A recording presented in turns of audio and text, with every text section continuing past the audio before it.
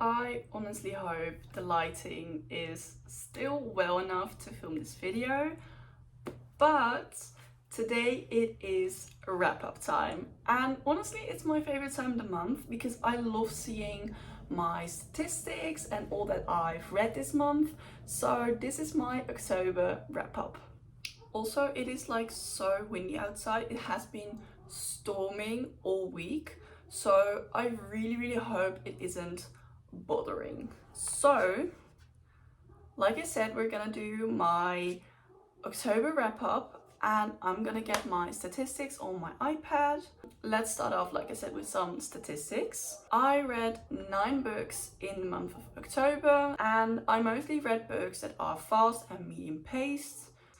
Only fiction. I hate non-fiction. So only fiction, mostly romance and fantasy, and mostly digital books. I started off the month with A Court of Frost and Starlight, and I rated this 3.75 stars. When I started reading this, I really didn't like it. I felt like this was just not necessary for the story to continue, and I still think that. But after finishing it, it is like a cute little Christmas episode, and I don't hate that. So I decided to rate 3.75 stars. I was kind of skeptical about seeing multiple point of views, not only Favor's point of view, because I really liked Favor's point of view, but I didn't hate it. And now for the month of November, I am starting A Court of Silver Flames because, I don't know, I was kind of in the mood for Agatha last month and this month. But yeah, I don't have much to say about this book because it's like a novella, but it's still around 300 pages. But yeah, it was like a cute Christmas episode. The snowball fight scene, adorable. I love the bad boys. I love just this whole group of people. Like the inner circle is my favorite friendship, or the favorite friend group in this entire series. I don't care whatever anyone says. This is like the ultimate friend group to me. Yeah, then I read How the Grinch Stole Christmas, and I can't even say this without laughing because I have no clue why I read this. I think I saw it somewhere on my iPad and I was like, why not? But yeah, I gave it 3 stars. It was only 70 pages long and it's a children's book, so I can't really say anything about it. But I was just trying to get into like the Christmas mood, and yeah, everyone knows the story. It's a cute story. I just don't know why I read a novel about it. After that, I started the Final Gambit, which is, well, it's not the final book in this universe, but it is the final book in the trilogy, the Inheritance Games trilogy. And I'm not gonna lie, I was really disappointed by this book because I rated the Inheritance Games 5 stars. I rated the Hearthstone Legacy, I think it was 5 stars. So I had like really high hopes, and I loved Jennifer Lynn Barnes' writing because it's like so fast paced. But this book didn't really have a plot anymore. Like the mystery was solved and it was more about creating a new mystery and then like having more development in the romance, I think. But my favorite brother did not win. So I don't know, I wasn't really rooting for the romance, I wasn't into the mystery, and that is why I rated it 3 stars, and I was kind of disappointed by it. After that, I read like a little novella for a YouTube video I'm filming, which is Hunter's Hearts, and I hated it. I rated this 1 star, and I'm gonna tell you why. First of all, it's a novella, and novellas usually don't have plot, which I don't like because I read a book for the plot.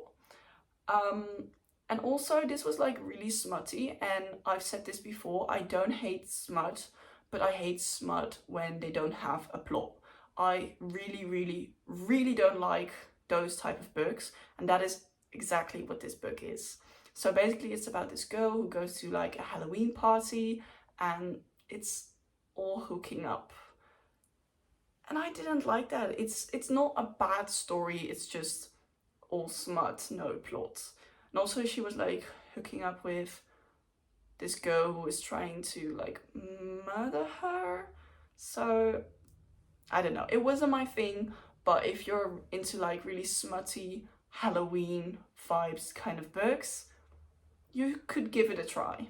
After that, I finished Airfire and I rated that one 3.75 stars, which is honestly, again, a big disappointment for me, because I never rate Sarah J. Maas books this low when it's like a full-on novel. I know I said this about A Court of Frost and Starlight, but that's different. But when it's like a full novel, I would never rate a Sarah J. Maas book this low. But I think this book was very, very dragged out. And I know Sarah J. Maas always does this, and I know she loves to do this, but this book was way too dragged out for my liking. Also, I wasn't rooting for the romance. I was absolutely not rooting for the romance. I know people say this is like the best Sarah J. Maas couple, but I don't feel them together. Also, this is like a minor spoiler, but not really. Aelin training and having powers and stuff felt so unnecessary to me. I loved the story because it was like fancy, but not in a magical kind of way. It was just her being like a badass assassin, and I loved that. But now she has like powers, and I don't know, it's just not my thing, and I don't like where the story is going.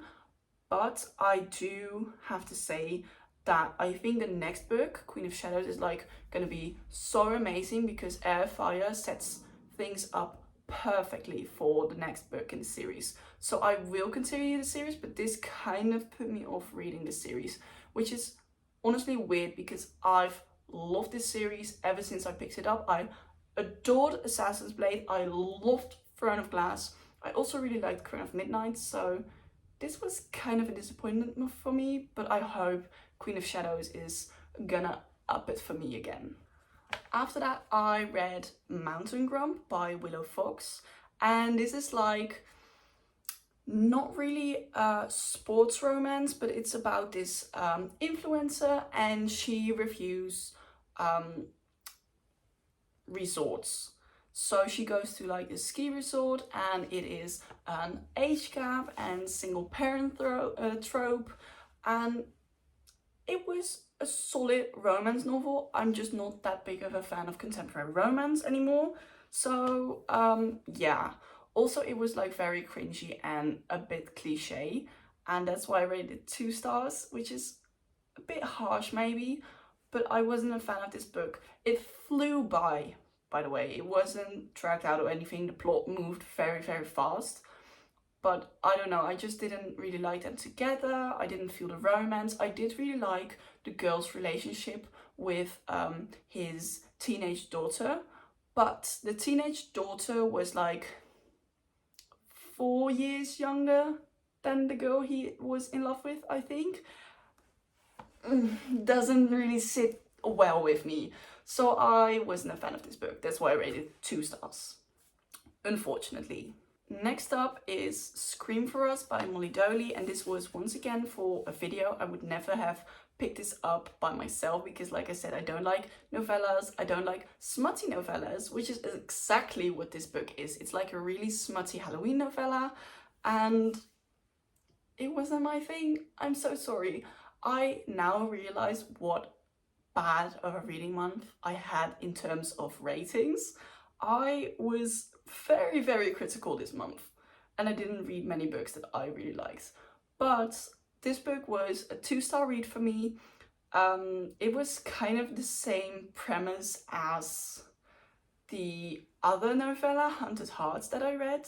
The only thing was that this was reverse harem, but also these guys murdered someone, she hooks up with them, and it's just all smut, no plots. And I don't like that. This is actually gonna be like my first really good rating of the month, which is Then She Was Gone by Lisa Jewell. And I rated that 4.5 stars, which is like so high because I never read thrillers, but after this book, I am considering picking up thrillers more because this book was so good. The plot was so good. Basically, it's about this mother who had her child go missing like 15 years ago, and now she meets a guy, and that guy has a daughter who looks an awful lot like her daughter who went missing. And now she has like this romance going on, but also the case of her daughter has reopened. So it is a cute little mystery, but I do have to say, in the end, this story got so dark. So read the trigger warnings, please. But I love the mystery aspect of this. I think I finished this in like a day or maybe 2, but it was really, really good. And I would definitely recommend this book. And then the final book of the month was Dona by Adeline Grace. And this book had the most interesting premise of all time. Basically, it's about this girl who is followed around by death for basically her whole life. And now she's kind of being adopted because she's an orphan. And she comes into this household, and there's this girl who is slowly dying, but also her mother has died.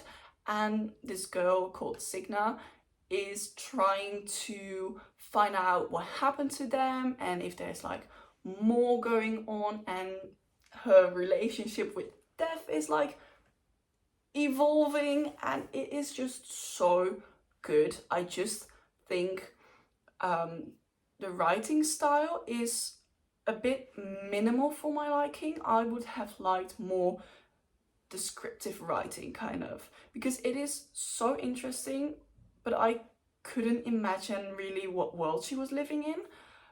But like I said, the premise was really amazing, the plot was really good. I just didn't feel the romance. Like, the romance wasn't my favorite, so that's why I rated this one 3.5 stars. But I did really like it, and I'm really considering picking up the second novel in this series. So that was my reading month. If you have any questions, let me know in the comments. So like and subscribe, and I'll see you in the next video. Bye bye!